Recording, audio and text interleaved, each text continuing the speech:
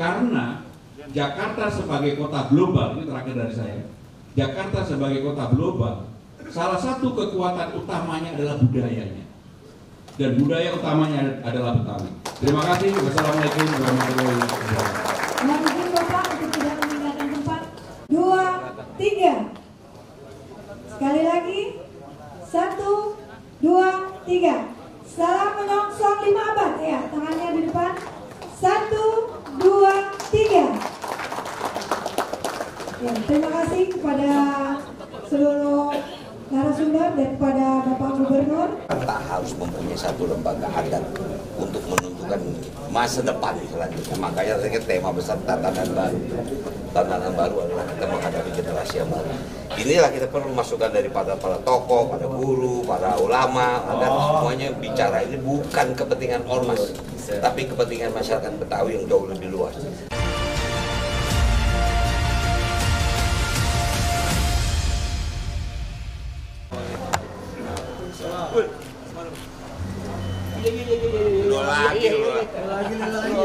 Lagi, aduh, kagak kelar-kelar gitu.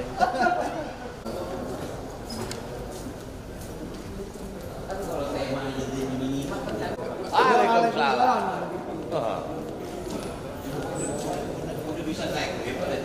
Warahmatullahi wabarakatuh. Makan ketimus dan kue serabi sambil kongko dan bercerita. Kompak selalu Kampus Muda Betawi untuk menyongsong 5 abad Kota Jakarta. Ya. Yang terhormat Wakil Gubernur DKI Jakarta, Bang Dul, yang kami hormati juga Ketua Pelaksana Bapak Kiai Haji Lutfi Hakim, Ketua LKB Bang Beki Mardani, dan kepada para sesepuh dan tamu undangan.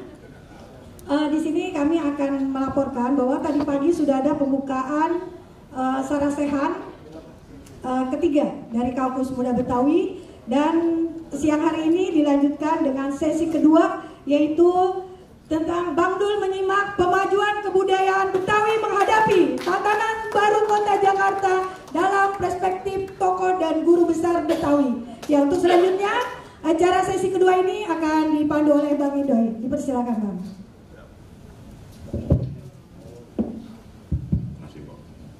Bismillah, Assalamualaikum warahmatullahi wabarakatuh.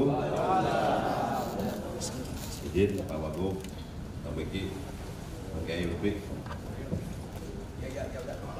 Ada bukan lihat dengan pantun yang tadi sebelum pantun, masa kita nggak bisa pantun. Pergi ke langgar pakai sendal. Sebelum pulang kita ngerawi. Kota global berkearifan lokal, itulah Jakarta dengan budaya Betawi. Iya. Oke, izin. Jadi kita nggak panjang-panjang lebar lagi. Jadi sih kita memang sesi kedua pengen nanggep Pak Wagub bukan sekedar disuruh ngoceh, bukan, tapi juga dengerin pandangan dan aspirasi forum gitu ya. Tentunya melalui beberapa orang yang memang sudah kita sudah kita pilih. Jadi sebelum masuk ke Bang Wagub gitu ya, kami akan dihantarkan oleh pembukaan dari Bang Beki, abang kita, untuk awalan menghantarkan sesi kedua ini, Pak. Silakan, Bang Beki. Terima kasih. Batang padi kering disebut jerami. Jerami diambil dari Ciawi. Alhamdulillah kita bisa kumpul di sini buat ngomongin budaya Betawi. Assalamualaikum warahmatullahi wabarakatuh. Alhamdulillah, summa alhamdulillah, la haula wala quwwata illa billah, asyhadu an la ilaha illallah wa asyhadu anna Muhammadar Rasulullah la nabiyya ba'da. Yang sama-sama kita hormati Wakil Gubernur kita Bang Dul Rano Karno, didampingi Bang Beno, Kiai Lutfi Hakim, ini yang saya. Para kiai yang hadir, tadi saya melihat ada Kiai Mahfud Asirun, ada Kiai Yusuf Aman, ada Kiai Aujai tadi, Kiai Lukman Amin, dan para kiai lainnya, para guru besar Betawi yang alhamdulillah di sini Pak Wagub ini banyak guru besar Betawi, kita lihat di jajaran depan, para tokoh masyarakat dan juga peserta yang berbahagia. Alhamdulillah siang ini kita memasuki sesi kedua dalam rangkaian Sarasehan ketiga Kaukus Muda Betawi dalam rangka kita menyongsong lembaga adat kaum Betawi. Pada sesi pertama tadi kita sama-sama telah menyimak para narasumber yang antara lain dari Prof. Yasmin Zaki Sahab, Prof. Lili Romli, Dr.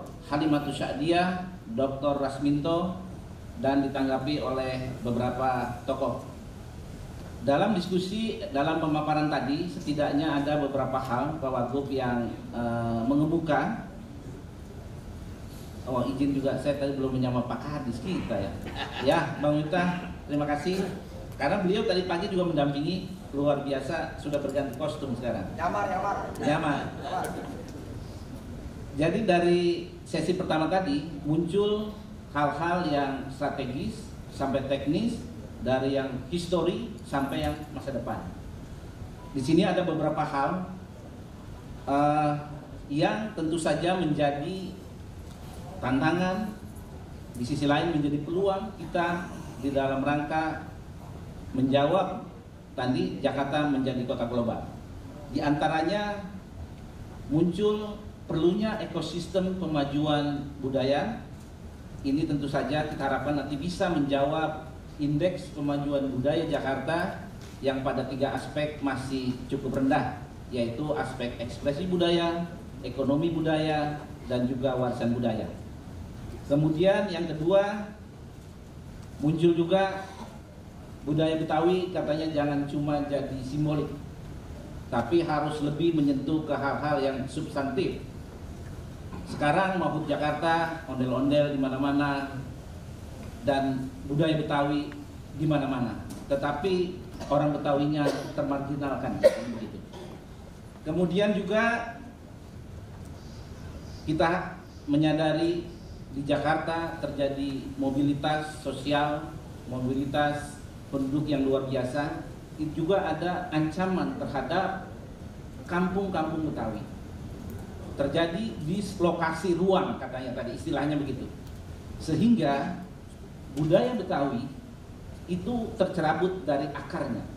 Ini juga problem kita. Yang berikutnya tentu saja antara lain kita menjawab antara lain dengan pentingnya pengenalan budaya Betawi itu sedini mungkin, yaitu dengan mewajibkan muatan lokal budaya Betawi di sekolah-sekolah kita di Jakarta. Dan yang berikutnya tentu saja karena era sekarang sudah berbeda, nah digitalisasi menyangkut budaya Betawi ini juga diperlukan untuk menjawab keperluan-keperluan ke depan. Itu diantara beberapa hal yang mencuat dalam pemaparan para narasumber dan juga tanggapan dari peserta. Tentu saja kami berharap di sini dengan Bang Wagub bisa nanti memberikan masukan sambil juga menerima pandangan dan pengayaan dari para profesor, guru besar Betawi, para tokoh dan kiai dalam rangka juga pengayaan lembaga adat dan juga nantinya perda pemajuan budaya Betawi yang sedang kita siapkan. Itu saja, terima kasih. Mohon maaf, alangkah indah batu permata, apalagi kalau kita sandingkan untuk perhiasan. Kalau ada salah dan kata, mohonlah saya dimaafkan. Terima kasih. Assalamualaikum warahmatullahi wabarakatuh. Waalaikumsalam warahmatullahi wabarakatuh. Jadi, Anda boleh sebutin ya, bentaran ya. Di sini ada Kiai Haji Lutfi Hakim, ulama. Ya, tepuk tangan dong. Ada Kiai Haji Lukman Hakim Amin. Ada Kiai Haji Mahfud Asirun. Ada lagi cendekia-cendekia kita yang hadir, Dr. Rahmat Zailani atau Bang Kiki. Ada lagi Prof. Dr. Muradi Al-Betawi. Ada lagi Dr. Sam Haisi. ada Prof Yasmin Sahab, ada Prof Rubaya, ada Prof Fadilah, ada Prof Ramdan Kelana, dan sebagainya. Mungkin yang Anda lupa sebutin ya karena nggak kelihatan. Ya. Jadi yang jelas ntar ya, begitu abang menyampaikan pandangan ntar bakalan ditanggapi atau ada aspirasi gitu. Nah, jadi izin saya memimpin acara ini sebagai moderator Duri Herlambang, Bang. Kita udah tahu bahwa lembaga adat Betawi ya, selain amanah dari undang-undang, juga memang kita butuh sebagai ruang konsolidasi buat orang-orang Betawi. Dalam sejarahnya seperti yang tadi Prof Yasmin bilang, kita isinya memang raja-raja kecil di kampung-kampung, ya kan? Kemudian mengkristal menjadi organisasi-organisasi. Nah, kemudian dibikin payung. Itu payung pecah juga, ya. Nah, gimana tuh? Payung. Iya. Ini niatnya buat bikinin tenda nih, bukan payung lagi gitu ya. Mudah-mudahan nanti tenda utuh gitu ya, tenda permanen gitu ya. Jadi menjadi ruang konsolidasi, ruang koordinasi, ruang komunikasi, apapun itu yang dibutuhkan oleh kaum Betawi untuk kemajuan kaum Betawi itu sendiri khususnya dan Jakarta pada umumnya. Kami kira itu sebagai pengantar di depan. Izin Bang Wagub untuk menyampaikan amanat kepada forum. Waktu dan tempat dipersilakan. Assalamualaikum warahmatullahi wabarakatuh. Terpaksa juga kita berbantu. Ke Jakarta kagak afdol kalau kagak beli asinan. Apalagi isi asinannya pakai sayur sawi. Selamat datang encang-encing nyak babe sekalian. Sama-sama kita kumpul bahas budaya Betawi.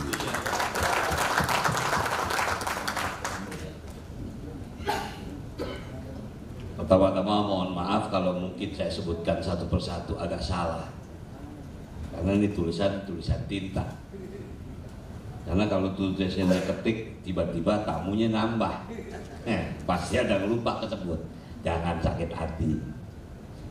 Yang pertama yang saya hormati Pembina Lembaga Kebudayaan Betawi LKB Bang Haji Beki Mardani, Ketua Pelaksana Sarasehan ketiga Bapak Kiai Haji Lutfi Hakim, para guru besar Betawi, para kiai dan alim ulama. Di sini ada Kiai Haji Lukman Hamid, ada Kiai Haji Mahfud Asirun, Kepala Dinas Kebudayaan Provinsi DKI Jakarta Bapak Muhammad Miftahul Tamari, para staf gubernur, para peserta Sarasehan Kaukus Muda Betawi, dan hadirin undangan sekalian. Tadi saya tanya sama Bang Beno, ini kalau kita lihat tema besarnya, Bang Dul menyimak biasanya gue diam aja, dengerin masukan, itu namanya menyimak. Kagak Bang, Bapak kan wakil gubernur, tetap sambutan, bukan menyimak namanya gue. Pemajuan kebudayaan Betawi menghadapi tantangan baru Kota Jakarta dalam perspektif tokoh dan guru besar Betawi. Pertama-tama kita panjatkan puji syukur kepada Allah Subhanahu wa taala atas limpahan rahmat dan karunia-Nya. Kita dapat berkumpul pada hari ini dalam acara Sarasehan ketiga Kaukus Muda Betawi. Saya menyampaikan apresiasi kepada Kaukus Muda Betawi atas inisiatif yang luar biasa dalam menyelenggarakan forum ini. Tema yang diangkat menyongsong 498 tahun Kota Jakarta dan Lembaga Adat Masyarakat Betawi tahun 2025. Sangat relevan dengan dinamika Jakarta hari ini.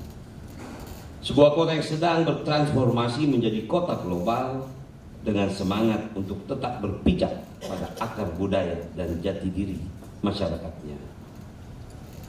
Pasca penetapan Undang-Undang Nomor 2 Tahun 2024, status Jakarta telah berubah dari ibu kota negara menjadi provinsi dengan kekhususan ekonomi nasional dan kota global.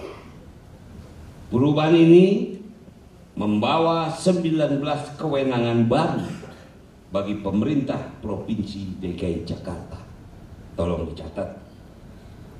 Perubahan ini membawa 19 kewenangan baru bagi kewenangan Provinsi DKI Jakarta Salah satunya adalah penguatan sektor kebudayaan yang secara tegas menempatkan budaya Betawi sebagai salah satu prioritas utama.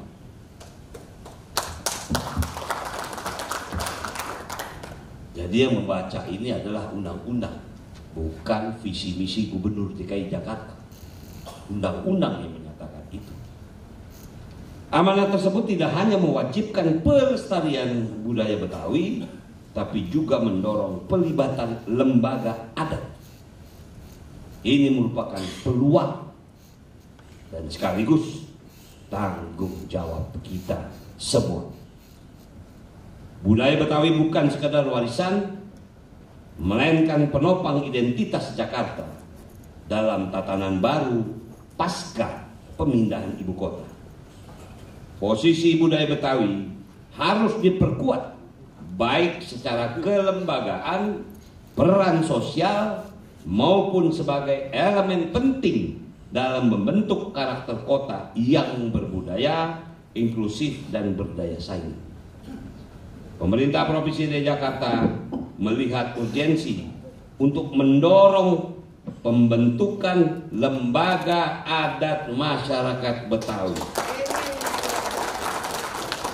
sebagai mitra strategis pemerintah dalam merawat, mengembangkan dan melestarikan budaya Betawi secara sistematis dan berkelanjutan. Setidaknya ada 3 kepentingan utama yang harus menjadi fokus dalam upaya ini. 1.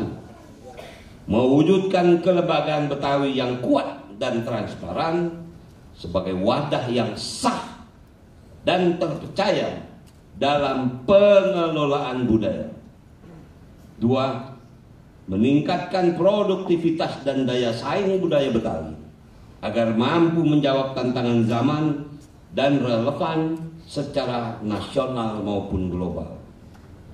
Yang ketiga, meningkatkan sumber daya manusia masyarakat Betawi agar tumbuh kemandirian dan kekuatan ekonomi berbasis budaya yang mendukung program-program pembangunan daerah. Melalui sarasehan ini, saya sangat berharap kita dapat menghimpun berbagai masukan dari tokoh-tokoh Betawi. Kembali lagi saya tekankan, melalui sarasehan ini saya berharap kita dapat menghimpun. Tidak ada satu manusia yang bisa menghimpun dirinya sendiri. Himpunan itu baru kuat kalau dapat masukan dari semua masyarakat. Itulah kata-kata menghimpun. Inilah diharapkan sarasehan ini agar dapat menghimpun masukan dari tokoh-tokoh Betawi, akademisi, masyarakat, hingga unsur politik dan pemangku kepentingan lainnya guna memperkaya rancang bangun peraturan tentang lembaga adat masyarakat Betawi.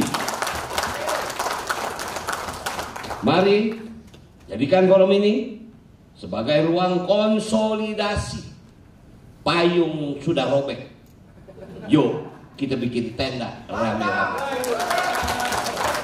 Silaturahmi dan pertukaran pemikiran yang konstruktif untuk memajukan budaya kita, budaya Betawi, sebagai bagian yang tidak terpisahkan dari masa depan Jakarta menuju usia 5 abad. Semoga Allah Subhanahu wa Ta'ala senantiasa membimbing langkah kita dalam menjaga jati diri kota ini melalui pelestarian pemajuan budaya Betawi sebagai warisan sekaligus kekuatan kita bersama. Dari Blok M ke Monas kita pergi bertamasya. Pulangnya mampir beli dodol di Haji Nawi. Kaukus muda Betawi bakal terus berkarya. Same-same kita lestariin budaya Betawi. Wabillahi taufiq wal hidayah. Wassalamualaikum warahmatullahi wabarakatuh. Waalaikumsalam.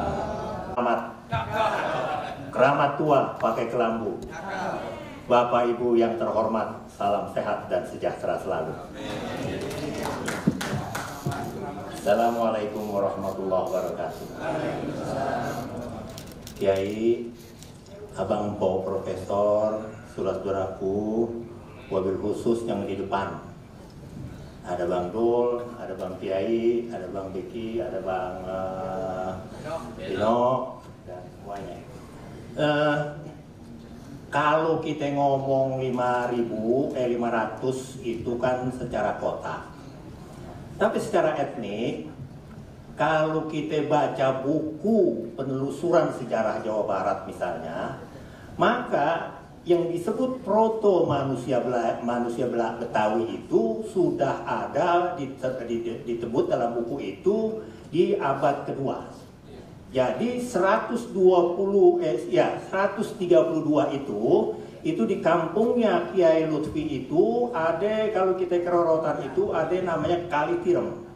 Nah, disitulah konon salah satu komunitas yang kemudian menjadi kerajaan, itu namanya Salakanegara. Yang tokoh utamanya dipoyokin Aki Tirem. Kenapa dia dipanggil Aki Tirem? Karena dia ngapa-ngapain di pinggir Kali Tirem. Nama dia punya sebenarnya adalah Aki Luhur Mulia. Jadi kalau secara kota memang kita baru gocap ya, baru 50, baru 500. Tetapi sebetulnya secara etnik itu juga kemudian nanti diperkuat dengan buku-buku lain. Misalnya Denny Lombard juga membicarakan itu. Kemudian kita ini sudah menjadi Melayu karena di abad ke-8 itu sesudah mundurnya kekuasaan Kerajaan Tarumanegara itu muncul peradaban. Kita dipengaruhi oleh peradaban Melayu. Jadi pada abad itu, jadi banyak buku tentang ini, keadatan Sriwijaya, kemudian masa jayanya Sriwijaya bisa sudah baca. Jadi sampai nanti saya ngaco belok gitu ya ngomong.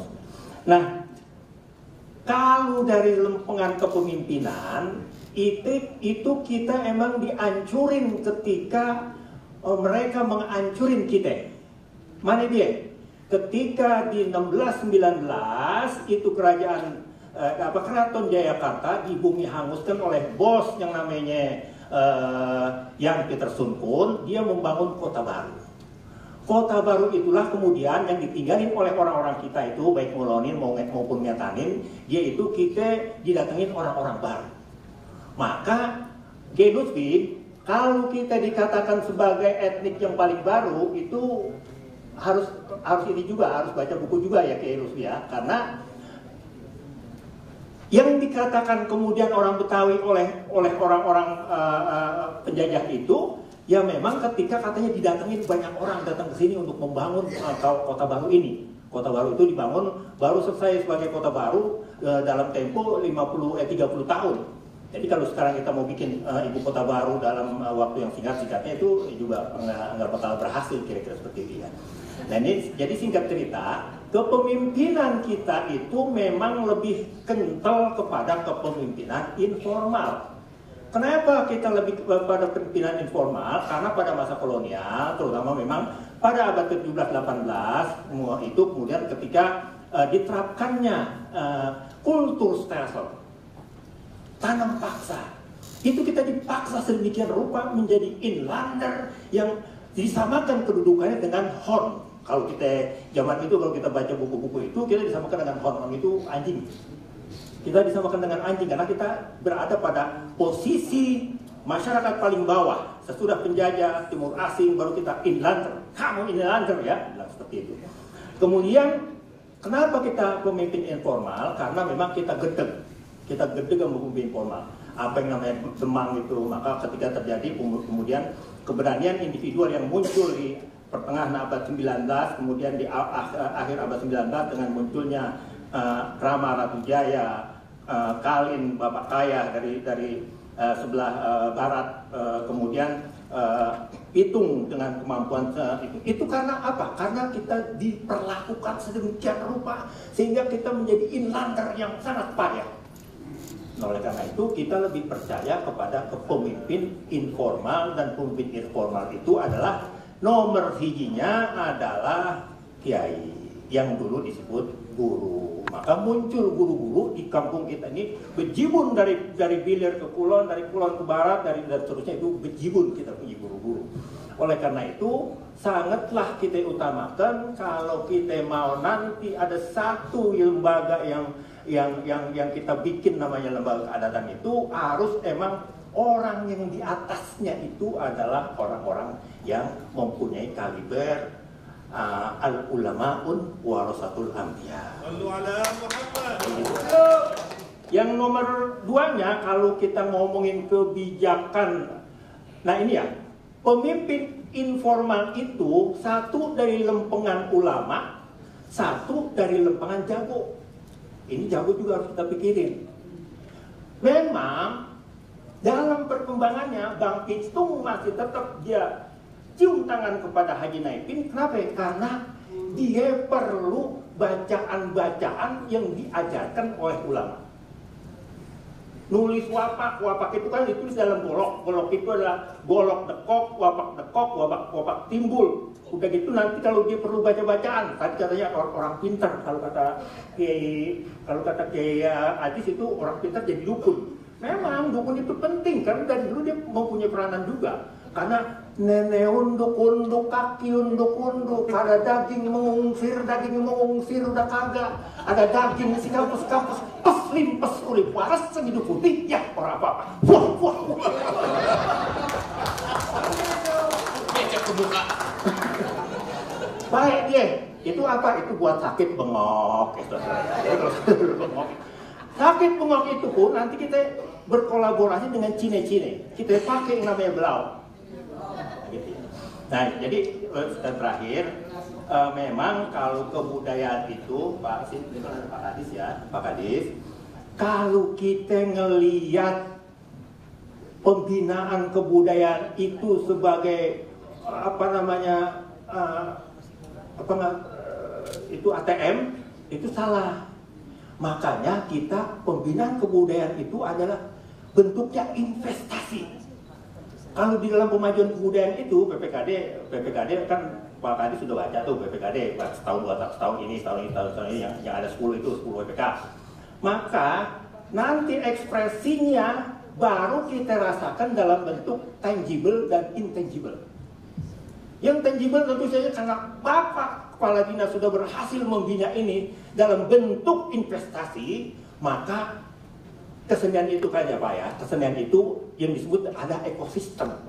Ekosistem itu salah satunya adalah maestro yang mentransmisikan pengetahuannya kepada orang-orang yang ada di bawahnya, orang-orang yang ada di bawahnya ini kemudian melaksanakan ajaran-ajarannya itu dan dia menjadi maestro lagi dan begitu seterusnya. Jadi investasi ini nanti ekspresinya adalah bisa dialap oleh saudara Bapak dari Dinas Pariwisata.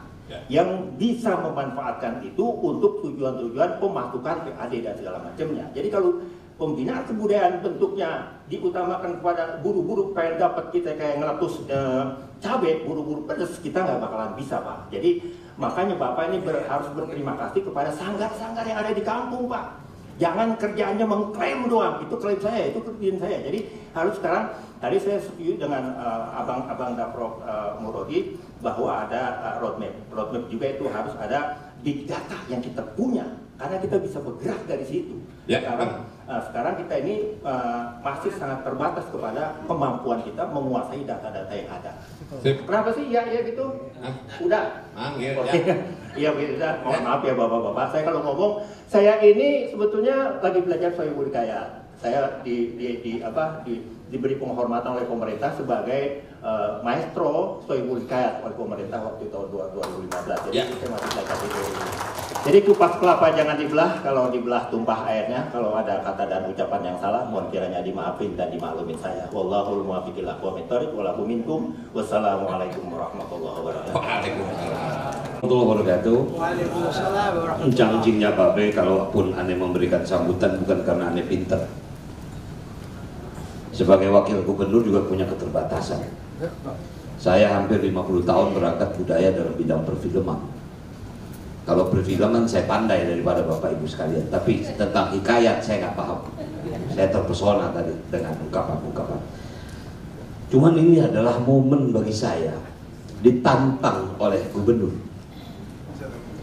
Saya cukup terkejut di saat pada Lebaran Betawi di Monas, Pak Gubernur menyampaikan di depan forum kita, bagaimana ini? Kok sampai hari ini lembaga adat Betawi belum terbentuk? Sementara wakilnya Betawi, ketua DPRD-nya Betawi, sekdanya Betawi. Kalau nggak bisa diselesaikan, saya ngambil alih. Itu Pak Gubernur bilang. Kalau sampai Pak Gubernur yang ambil alih, harga diri saya sebagai orang Betawi mencerut. Nah, maka itu pada forum pertama kita ketemu di Balai Kota, saya sampaikan kepada Pak Kiai Lutfi dan Bang Beki dan teman-teman, kalau keadaan begini saya ambil alih, saya akan putuskan. Yang kita ingin buat ini adalah lembaga adat masyarakat Betawi. Kita bukan mau bikin ormas. Kalau lembaga adatnya sudah terbentuk, siapa di situ mufakat. Saya minta maaf, ini luar biasa. Pak Kiai tadi bicara tentang kitab adat, code of conduct. Aneh bagi kita kalau kita tidak punya guidance atau kita nggak punya code of conduct. Inilah nanti begitu lembaga ini dibentuk, bikinlah code of conduct ini. Supaya kita tahu guidance kita apa. Sebagai muslim, Quran adalah guidance kita. Hadis adalah code of conduct kita. Nah, adat kita ada di mana? Anda lebih paham. Karena itulah Sarasehan ini penting bagi kami, penting bagi saya untuk memutuskan. Karena Bapak Ibu sekalian, ujung-ujungnya adalah kita akan menyediakan yang dibilang adalah dana abadi kebudayaan. Jadi kita harus bicara kepentingan kita bersama.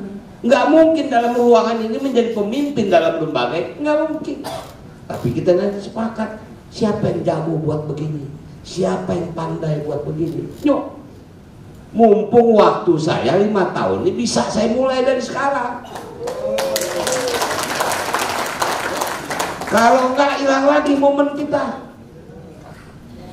Kemudian tadi Ibu Prof Yasmin menyatakan tantangan baru itu yang kita hadapi.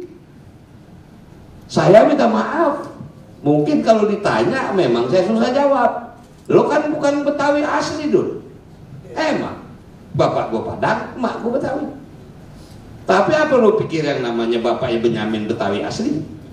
Dia orang Purworejo, nikah sama anaknya Haji Gio, lahirlah namanya Benyamin S. Ngapain kita perdebatkan itu lagi?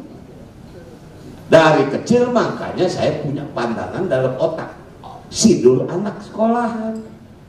Kekalahan kita adalah di pendidikan.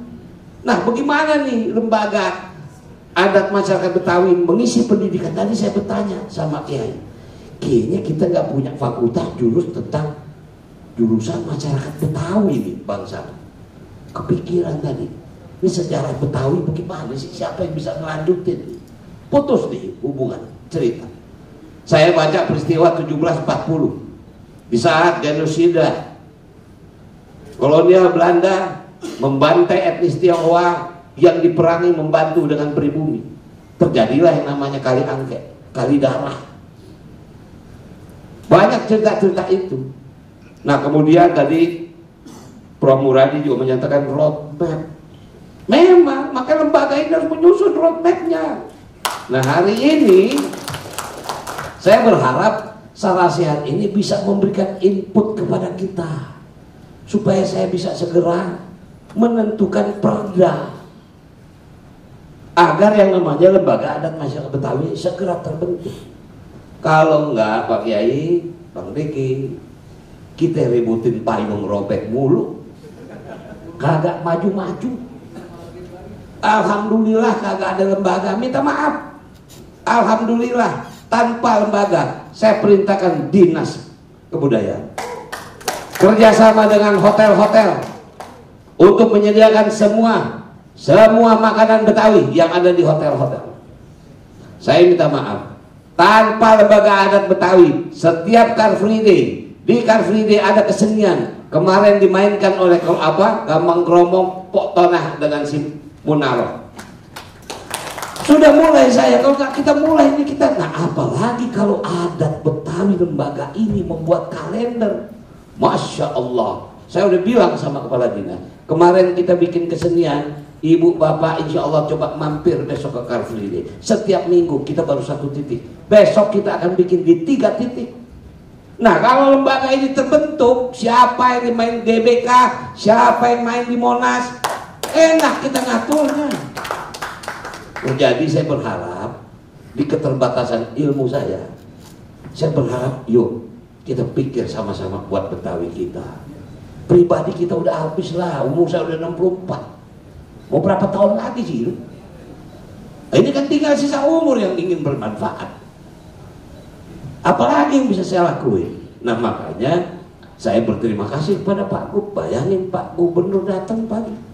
Tadinya saya pikir cukup saja dia datang, artinya apa? Dia berharap lembaga adat masyarakat Betawi ini segera terbentuk. Nah kemudian yang terakhir Bang Jaya, luar biasa, artinya inilah perhimpunan kita untuk kita sama-sama putuskan dari mana kita berangkat membangun lembaga masyarakat adat Betawi ini. Mudah-mudahan itu Bapak Ibu sekalian, jangan cingnya babe.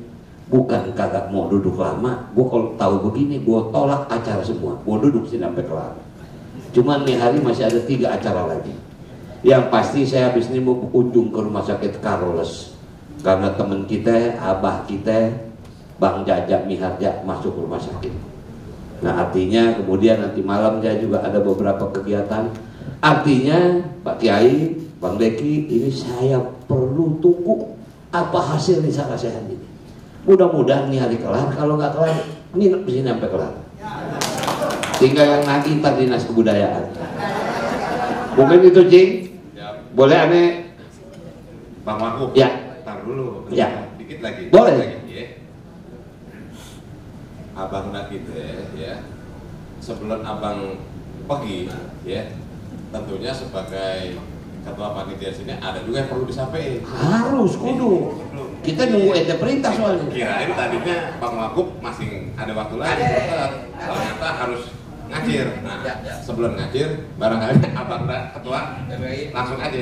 Baik, assalamualaikum warahmatullahi wabarakatuh. Waalaikumsalam. Saya langsung saja, kita fokus pada pembentukan lembaga adat. Realitas yang ada sekarang itu bukan lembaga adat, ormas.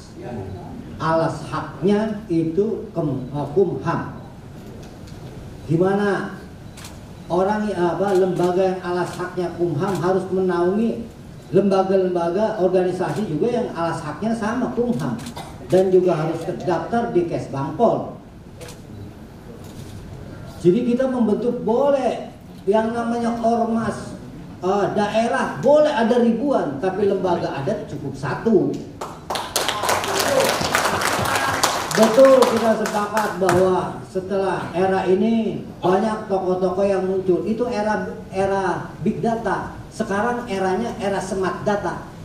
Sudah berubah. Kita nggak perlu takut bahwa akan muncul semua, karena yang smart, yang virgin, yang ikhlas itulah yang akan muncul. Kalau dulu memang sama, ketika big data apa aja kita masukin, video apa semua kita masukin, itu era big data. Pasca Covid, sekarang eranya smart data. Jadi inilah yang kita menyongsong era smart data itu, bahwa nggak lagi bukan big data, bukan masukin apa aja, ini toko, nggak ada. Itu kan makanya kenapa perlu lembaga adat, karena yang ada itu bukan lembaga adat, tapi ormas semua. Lawang saya, jadi nggak perlu khawatir bahwa nanti ormas itu akan tergusur, ormas akan tergerus, ormas akan ditinggalkan. Saya sendiri aja ketua ormas terbesar kok. Saya aja nggak pernah takut gitu. Kalau memang nantinya ada lembaga adat ormas ini tergusur, harusnya saya yang merasa korban duluan gitu. Ini yang terjadi, kekhawatiran teman-teman selama ini, sehingga berusaha untuk membatalkan agar ini tidak terwujud. Ada juga argumentasi, perdanya belum ada. Kenapa harus ada? Lah, itu undang-undang perintahnya, bukan lagi bicara perda. Namanya kota global lu pakai, kenapa lembaga adatnya nggak dipakai kan gitu? Kalau nggak ada lagi bahasa kota global itu bahasanya dari mana? Kan dari undang-undang DKJ, betul nggak? Di undang-undang DKJ pasal 31 ada nggak lembaga adat? Kenapa nggak dipakai? Kenapa cuma globalnya aja yang dipakai kan gitu? Jadi makanya perlu ini lembaga adat untuk menjadi mitra pemerintah, karena kalau dengerin semua ormas banyak, karena pada akhirnya ormas-ormas itu membuat tokoh yang tingkat RT merasa sudah tingkat nasional, padahal kapasitasnya belum gitu. Ya, karena nanti di sini apa yang diharapkan oleh Kiai Kiki, bahwa bagaimana kita menghargai sebuah benda, karena menurut perspektif kurator itu benda kan punya 3 nilai, nilai profan, nilai sakral, dan nilai religius gitu. Itu nantilah kita bahas panjang lebarnya. Karena jadi sehingga kita menghargai benda itu karena banyak hal, bukan karena nilai profan, bukan karena nilai profannya seperti ondel-ondel sekarang ini hanya melulu nilai ekonomi yang kecil, yang recehan. Padahal kan dia ada nilai sakralnya, ada nilai religiusnya. Itu di mana nilai-nilai sakral itu nilai intrinsik yang ada di dalamnya terkait informasi, kesejarahan, peradaban, dan lain-lain. Ini juga terkait benda-benda pusaka lainnya, karena kita dikelabui oleh Belanda ketika ada golok, kita bilang pusaka itu melulu dikemas dengan mistis, auranya kuntilanak, jin, demit, dan yang lembut, sehingga membuat kita takut. Padahal di dalamnya senjata kita itu dulu senjata pamor. Pengetahuan orang dulu tentang metal luar biasa, bagaimana karakternya dia bisa baca semua metal ini digabung jadi satu, itu sudah bisa bersenyawa. Di samping bersenyawa, dia bisa membentuknya dengan karya seni. Ada pamornya, ada pamor merambut, ada pamor kembang, pamor kura, dan lain-lain. Itu ada unsur seni di dalamnya. Tapi kemudian kita dibodoh-bodohi oleh Belanda melulu itu mistis, sehingga dukun-dukun itu adalah proksinya Belanda. Kita suruh bersihin pusaka pakai jeruk nipis sama air kelapa, padahal itu mengandung asam. Yang namanya logam akan hancur dengan asam. Kita kalau ke museum Belanda, banyak benda-benda pusaka kita itu masih terlihat seperti baru, karena mereka merawatnya dengan benar, sementara kita dibodoh-bodohi. Jadilah di mana-mana semua orang yang di pusaka itu mesti pakai jeruk nipis, padahal dia asam. Asam itu nggak cocok untuk logam. Kemudian juga dicuci dengan air kelapa. Ini nggak cocok juga. Pada akhirnya kita hancur semua benda-benda pusaka kita. Padahal itu kita bisa ambil sekarang, kita bisa wujudkan. Inilah makanya kita harus banggalah jadi orang Indonesia, sebab kita punya peradaban lebih dahulu luhurnya ketimbang yang lain. Nah, makanya yang kita butuhkan hari ini adalah lembaga adat. Betul kata Bang Dul, bukan ormas. Jadi ormas itu boleh ada sebanyak apapun silakan, tapi lembaga adat cuma satu. Karena kalau nggak mungkin kan gubernur mengeluarkan banyak lembaga adat A, B, C, D, kan begitu. Saya kira itu yang harus dipahami. Jadi tolong sampaikan kepada teman-teman, nggak usah khawatir ormasnya akan tergusur, karena binaannya udah beda. Ada binaannya dinas, ada binaannya Kes Bangpol. Dana hibahnya juga dapat, nggak usah khawatir.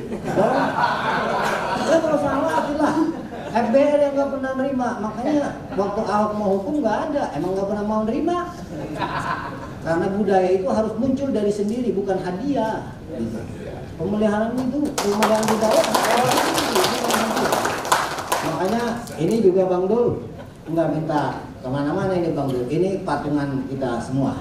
Meskipun kita mampu untuk nyapir-nyapir, tapi nggak boleh Betawi nyapir kan? Gitu aja Bang, terima kasih. Wassalamualaikum warahmatullahi wabarakatuh. Don. Yang kami ucapkan selamat jalan Bang Dul. Menjalankan amanah dengan baik. Kita harus mempunyai satu lembaga adat untuk menentukan masa depan selanjutnya. Makanya tema besar tatanan baru adalah kita menghadapi generasi yang baru. Inilah kita perlu masukan daripada para tokoh, para guru, para ulama, agar semuanya bicara ini bukan kepentingan ormas, tapi kepentingan masyarakat Betawi yang jauh lebih luas. Nanti dalam lembaga ini ada ormas, itu wajar-wajar saja, karena lembaga ini kan harus bergerak, nggak mungkin dia bisa sendiri. Tapi jantungnya itu harus terbentuk, baru nanti darahnya jalan. Mau ke kiri, mau ke kanan, ada urusan budaya, ada agama, ada buat sejarah, seperti itu. Kalau target dari lembaga adat ini gimana, Bang? Ini makanya hari ini mereka menyusun mau kemana arahnya. Kita ini kan pemerintahan yang memfasilitator. Tapi artinya kebutuhan ini karena adalah permintaan undang-undang yang dibentuk. Salah satu adalah itu. Oke? Kasih ya.